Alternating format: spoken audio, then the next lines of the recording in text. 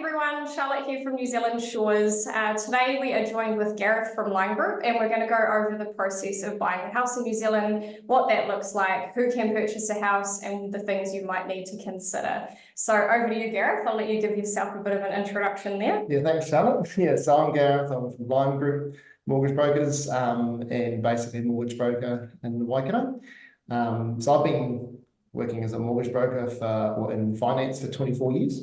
So I've dealt with lots of scenarios, lots of various clients. So with that experience, yeah, it's all good. And Gareth is our preferred recommendation too. So if clients do come to us and they are looking to purchase a home, we send everyone his way. So he's very used to working with people that we refer him to. So anyway, we'll jump right into it. The most important question is probably who can buy a house in New Zealand? Yeah, it's pretty straightforward. Basically, you'll be over 18, as long as you've got New Zealand residency or citizen. Yeah, you definitely could qualify. Okay. Cool. So you can't buy a house if you're on a work visa or a student visa? Yeah, very difficult. I'd say short answer, no. Okay.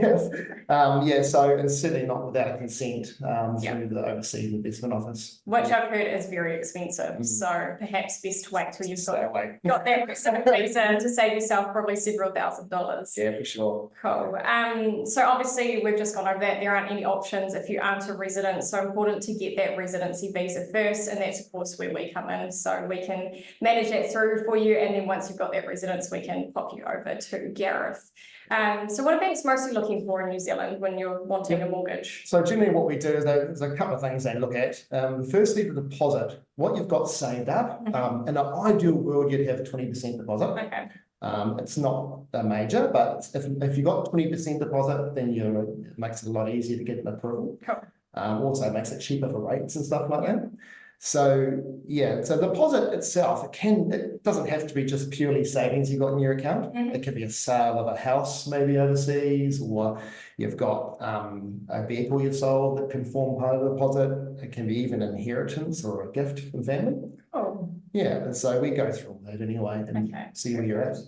Awesome. And obviously they'll take into account that you have employment in New Zealand. You need to be able to actually make your repayments too. So it's not just based on how much money's in the bank. Yeah, that's one part of it. Yeah, definitely incomes is a massive part of it as well. Yeah. So ideally your permanent incomes, whether that's full-time or part-time, but permanent and really two strong incomes these days is really important, with interest rates being so high. Yeah, I won't ask you about that. Don't worry. No, it's right. Yeah, don't ask you about that. But yeah, definitely that's a big thing banks are looking at when servicing mortgages, how much income you got in. And then, looking at debts as well. Like ideally you won't have a lot of short-term debt, like credit cards or student loans. Student loans are a good debt, but they are something that does impact on your overall borrowing potential. Okay. So yeah, so that's fine. Also kind of like account conduct as well. So make sure that you run your accounts well, without many dishonors or missed payments. And that's the same with any lending you've got as well.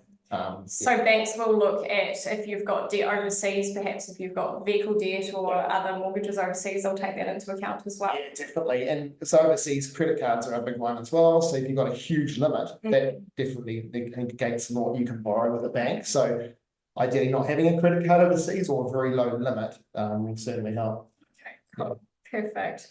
A lot of clients will often ask me, and I have no idea, what is the usual process to buying a house? How long does it take? Is it different to what it looks like overseas? And obviously I have no idea, so hopefully you know a bit more than I do. Yeah, that's right. Yeah. So what happens is, and you referred people to me in the past, it's really good. The first thing I normally do is have an initial chat with them over the phone.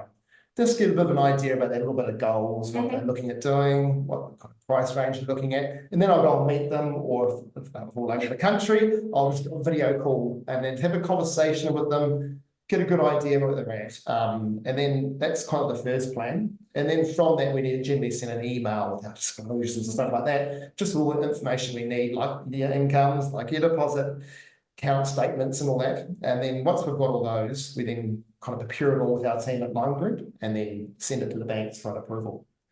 So once we've got that approval, then we can go through and talk to the client about what house prices they actually approved up to, get them involved with a solicitor when they're making an offer, and then that plan there going through and making an offer on a house. Cool. What's the average time to settle? So I know for a lot of our clients, I'm sure it can take 2, 3, 4 months to settle on buying a home, whereas in New Zealand it's quite quick comparatively, isn't it? Certainly is, yeah. When you're buying a house that you're moving into, it's generally around a month to 2 months. You're seeing recently if people are selling a rental property, that it might take that 90 days. So I've got to give that notice. Get their tenants tenant out. And so generally it's 90 days. Yeah. Getting about. Yeah. 90, it's generally 90 days sooner. Okay. So sometimes that tenant might move it after a month. So or you could end up like me. When I bought our last house, we had a settlement period of 2 weeks because the other people needed to move out. So it can be very quick. So it's quite rushed, isn't it? It was quite rushed, packing up the house and trying to get everything sorted. But anyway, so yeah, a lot different to a lot of our clients who take 3 or 4 months to get that process sorted. Yeah, ideally you didn't want to settle in a week after going international and so because we've got to have time to sit down with you and talk about your loan structure, get documents to your solicitor and all that. So, but yeah, if you go and run about that 30 to kind of 60 days, and it's plenty of time for me to do my final parts and then liaise with your solicitor and get it done. So what they do overseas apparently is that some places you can get gazumped. So you've got an offer on the house, it's unconditional, and then someone can lose it. So okay. So yeah, but in New Zealand, it's pretty much once you're unconditional, you know. Yeah, you're safe. You're safe. You've got your house. Got your house, and yeah, sure. So what are the main things people should actually really think about? So I'm a new migrant, I've arrived in New Zealand with my residency visa. What are the things that I should be doing now if I want to prepare to buy a house in 12 months time, 2 years time? Is there any main things that our clients should be considering? Yeah, definitely. Other than talking to you. Yeah, definitely the first step is talking to me because some of my clients I've got on the books have been for a year, 2 years to find a house. Some initial chats will say, hey, you're not quite there at the moment because your deposit is only 3%, 5%, and you need to ideally be at least 10%. So we'll go to a plan about this is what we need to be. And at that stage, we can look at what incomes you've got, and it might not be enough. So say, hey, look, build into pay rises, different jobs. That might be on one income. So if you had 2, you could borrow this much. So it's about guiding them through a plan about what the banks would like to see with their statements, and then towards that. And it might be 6 months, it might be a year. That's fine. But you just need to have that plan about how I'm going to get from here to there. Okay. So in an ideal world, I've arrived on my residency visa, or my residency visa has just been approved. Reach out to you now and have a conversation about what we should be doing from here to get to that end. Absolutely. So with my clients, like the long term. So like me. You like yourself. So we don't do this and then say see you later. You're not here for not only to get you to this approved and get into a house, but also afterwards going through your goals, reducing debt, buying more property. So that's our kind of plan. So it can be a long process, but we're here to help and guide you through it. Even like bank statement, like clients with banks, they like to see if you're not quite there yet and you're trying to save for a deposit, is can you pay rent and save a bit as well? It also demonstrates to the bank that you can actually afford to step up to a mortgage. And sustain that whole package of owning a house. Okay. Right. I think the most important thing, why use a mortgage broker? How does that work? Because it might not be the same as it is here to what it is in other countries. Yeah, that's right. So for us, we've got access to over like 20 different lenders we can use. The banks pay us a commission, which is good for you guys because you don't pay us anything. So that's good. Just for our experience as well, we're here to look after you long term. Like I say, we're not just here to settle your house. We're here to build your goals and dreams, to extend to rental portfolios or reduce debt. And just with our knowledge and experience and contacts at the bank, we can just go plenty of options for you. Oh, cool. And does Lime Group just do mortgages, or do you do insurances? And what kind of insurances do you do? Because that's obviously a lot of our clients from overseas are used to having a lot of insurance, life insurance, health insurance, the whole shebang. So is it just one part? Like you just do mortgages, or do you do the whole package? Yeah, that's right. We do the whole lot. So Lime stands for Local Insurance Mortgage Experts. Good name. So the Lime Group came through. So I do the mortgage side personally myself, and my business partner will do all the all to do with yourself, insuring yourself, life insurance, medical, income protection. So it's really important that when we do the mortgage part of it, that we look at also protecting you for the unforeseen. That's when my business partner comes in. He specialises in purely that. So, and he is very good at that as well. Yeah. We can confirm. brilliant. Awesome. Anything else you'd like to add? Any important tips or tricks or things that you think people should be aware of? I just think at the end of the day, I think the key is just to call me. If you're not sure about whether you qualify with the residency wise or just want a bit of an idea, I think the first real step is calling. We can make a plan, run through the pros and cons, where you're at now and where you need to be.